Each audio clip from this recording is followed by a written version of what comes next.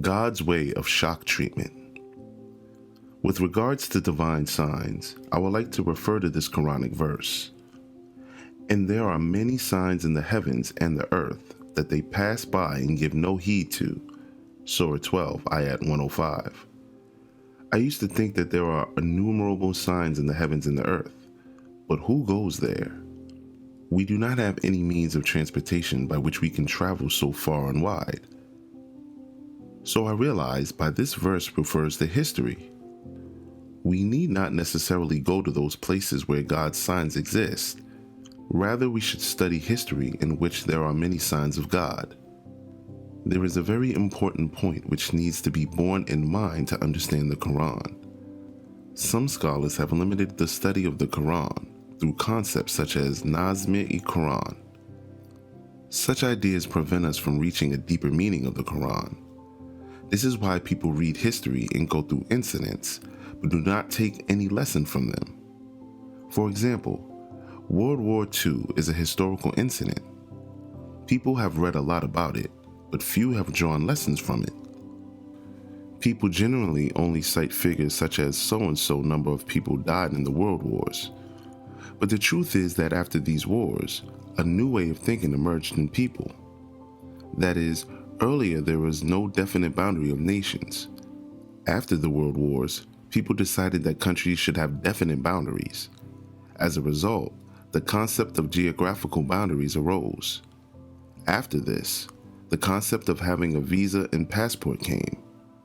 These days you travel only by having a visa of the country you want to travel to and your passport. These are travel documents. You can go anywhere in the world with these documents. This was a new concept which arose in the world after the world wars. Earlier, going to a new nation to convey the word of God used to invite wars and battles, as there were no boundaries for nations. All the Ghazawat of the Islamic period were a result of the above nature of the age, in which boundaries of countries were not fixed. People did not have travel documents. All this has arisen later. This is God's way of giving shock treatment to people. God always gives shock treatments to people so that they can derive lessons. For example, Newton derived the law of gravitation after experiencing an apple shock. Similarly, the determining of boundaries and peaceful travel were made possible after World War I. And there were many benefits that followed World War II, so this is God's way of giving shocks. Then, people think to derive lessons from these shocks. Similarly, the present coronavirus issue is a crisis or a shock. This will lead to something positive and is already leading to a positive development. That is, people have started thinking in a new way of thinking. They now have begun to think that we do not acknowledge the blessings of God, who has created everything, but we use all these blessings. We cannot live without sunlight, but acknowledging God for the sun is absent from our lives. The situation we are facing these days due to the coronavirus is, therefore, a shock.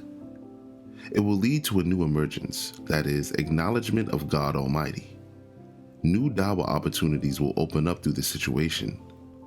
I believe that the most important principle for understanding the Quran is tadabbur, or contemplation. Tadabbur opens up ways to understand the Quran. When I reflected on why we are facing the shock of the coronavirus, I realize it is so that a person can lead his life as a thankful servant of God. He should learn to lead his life with the spirit of acknowledgement of God.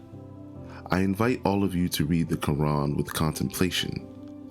You should not consider what the commentaries state as everything. In conclusion, I would like to say that the method of the Creator is to give shock treatment. This awakens the mind of an individual, and then he learns and discovers new ideas.